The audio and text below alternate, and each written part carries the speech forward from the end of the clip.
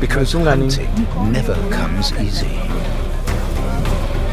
Sometimes they were lucky to escape with their lives.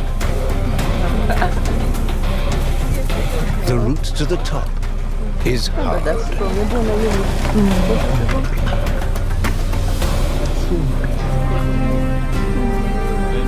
They are so beautiful.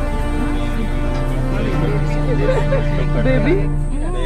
At 2 years of age, it's time for the lions to quit their creche on the Black Rocks.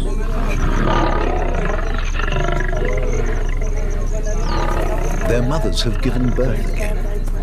There's no room for them now.